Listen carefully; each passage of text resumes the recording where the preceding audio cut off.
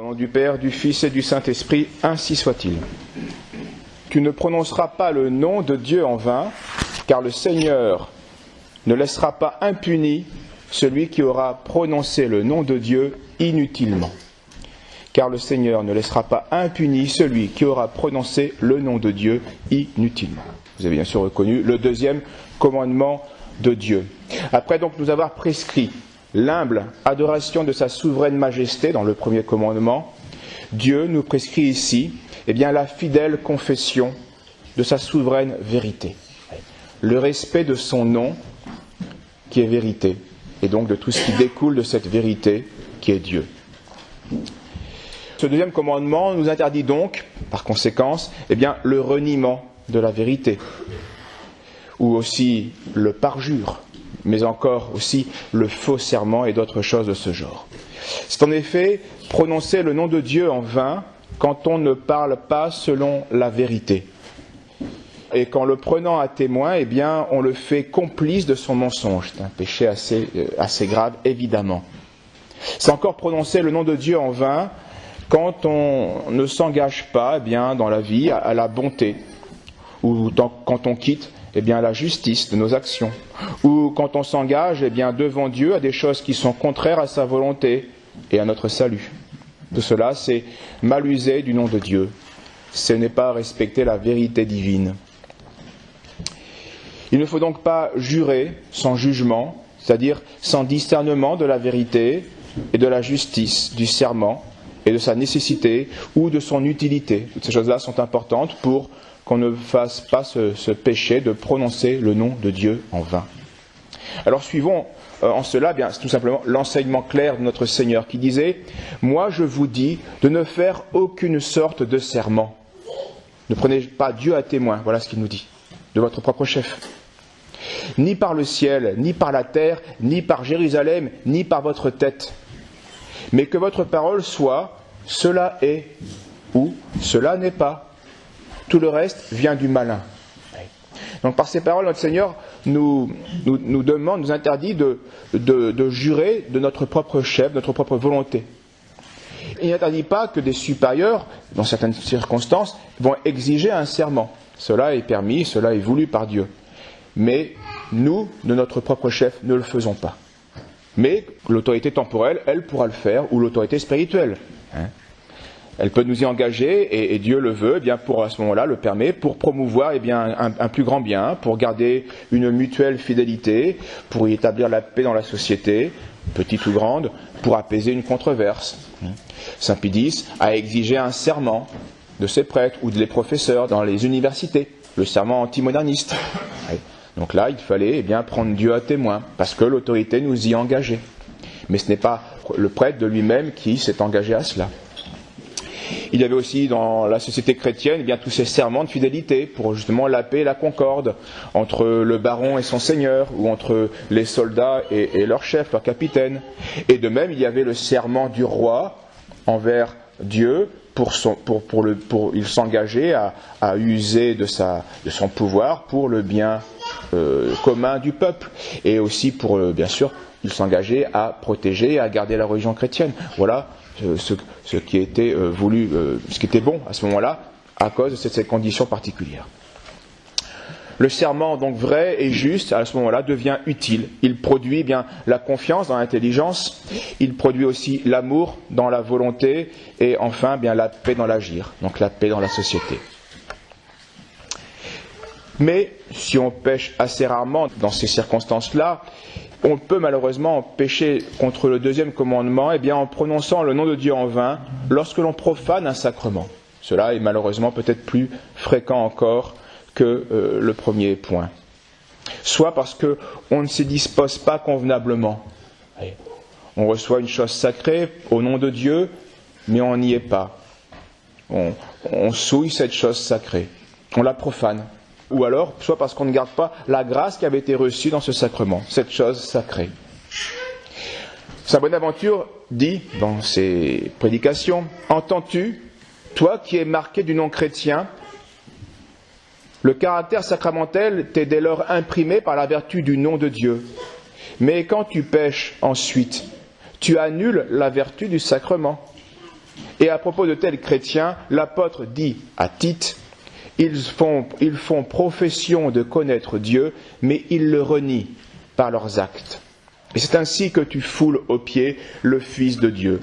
Et tiens pour profane le sang de l'alliance, toi qui as été lavé dans le sang du Christ.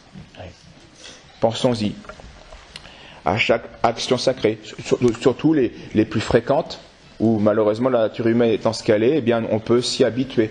Et on peut ne plus avoir une conscience aiguë de l'action sacrée que nous réalisons. Extraordinaire donc. Et c'est ce que disait saint Augustin à notre propos. À propos des miracles qui sont peu habituels, eh bien oui, on voit un mort ressuscité, on voit une tempête s'apaiser, ce sont des choses qui impressionnent les hommes, ces miracles-là. Et pourtant, dit-il, mais des choses extraordinaires faites par la Providence, on en voit tous les jours. Un fruit, une pomme, etc. La naissance d'un enfant, c'est extraordinaire. Parce que ces choses-là sont quotidiennes, on ne voit plus le côté infiniment bon et sage de la Providence dans les dons de Dieu. Et le défaut existe pour les sacrements. On est lavé par le sang de Dieu, on est nourri par la chair de Dieu, etc. Et alors, il est bon de se le rappeler pour bien recevoir ces choses sacrées. On peut encore offenser Dieu dans ce deuxième commandement en violant un vœu qui a été émis, des promesses faites à Dieu de manière imprudente. L'Écriture nous dit, si tu as fait un vœu à Dieu, ne tarde pas à l'accomplir, car une promesse sotte et infidèle déplaît à Dieu. Si on a promis un pèlerinage parce qu'on sollicitait telle grâce, eh bien, il faut faire ce pèlerinage. Mais attention à ne pas promettre, justement, sottement, au point d'être infidèle par la suite. Donc le mieux est là encore de ne pas émettre de vœux de notre propre chef. Il faut prendre conseil, c'est plus prudent.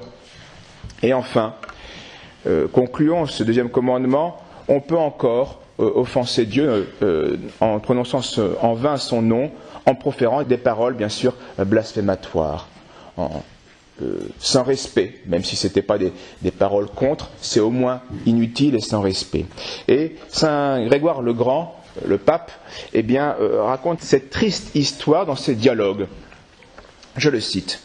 « Il faut croire que tous les bébés baptisés, morts en bas âge, entrent dans le royaume des cieux. Par les mérites du Christ, l'enfant sera sauvé. Mais il n'en va pas de même pour les petits-enfants qui peuvent déjà parler. Parce que si cet enfant parle, il a l'âge de la raison. Et donc, il faudra qu'il coopère au mérite du Christ. Il ne sera pas sauvé uniquement par les mérites du Christ, comme le petit enfant qui ne peut pas parler. Leurs parents, dit-il, saint Grégoire le Grand, leurs parents leur ferment la porte du ciel quand ils les élèvent mal. Un homme bien connu de notre ville, il y a 3 ans, avait un fils âgé de 5 ans, je crois. Donc c'est pas grand, mais vous allez voir. Il l'aimait, mais trop selon la chair, et l'élevait avec faiblesse. Ce petit, on a peine à le dire, dès que quelque chose s'opposait à l'un de ses caprices, avait pris l'habitude de blasphémer la majesté de Dieu. Pas content, en colère, et en colère contre Dieu en plus. Déjà, son esprit s'en prenait à celui qu'il avait compris être à la source de tout bien, de manière peut-être confuse, mais comprise quand même. Il fut touché par la peste il y a 3 ans et il approcha de la mort. Son père le tenait sur son sein, et je parle d'après des témoins de gens présents. Quand cet enfant, les yeux troublés, vit venir à lui des esprits méchants, il cria « Empêche, Père ! Empêche, Père !» En criant, il détournait sa face pour se cacher des esprits sur la poitrine paternelle. Le père demanda à l'enfant tout tremblant ce qu'il voyait, et celui-ci ajouta « Voilà des morts qui veulent m'enlever. » Bon, c'est le mot pour barbare, des méchants. Et il dit, puis il blasphéma aussitôt le nom de la majesté et rendit l'âme. Dieu Tout-Puissant voulait montrer par quelle faute il avait été livré à ses bourreaux. Son père n'avait pas voulu le corriger de son vice pendant sa vie, et Dieu permit que l'enfant tombât du blasphème réitéré dans la mort. La patience de Dieu l'avait laissé vivre un certain temps, ce blasphémateur. Et finalement, par un jugement de Dieu, il blasphéma et mourut. Ainsi, son père connaîtrait sa faute. En négligeant l'âme de son petit garçon, il avait élevé un grand pécheur pour les feux de la géhenne. Alors bien sûr, après il continue sur d'autres aspects moins tristes, mais pensons-y. Un enfant, c'est quoi? L'homme se trompe toujours avec les apparences. Oui, l'apparence d'un enfant, c'est pas grand-chose. Mais un enfant, c'est un esprit. Et un esprit, c'est le combat angélique.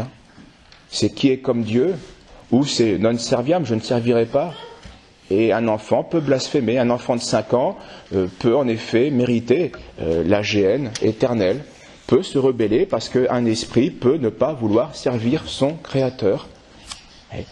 Alors que ces choses tristes nous aident à recomprendre la sainteté de notre vocation. Nous sommes appelés à la sainteté. Et aussi l'exigence de notre vocation, et aussi la bonté d'un Rédempteur mais aussi la justice insondable de Dieu. Toutes ces choses-là existent. Nous, cherchons à travailler avec Dieu et l'on fera à ce moment-là dans la paix et avec joie. Au nom du Père, du Fils et du Saint-Esprit, ainsi soit-il.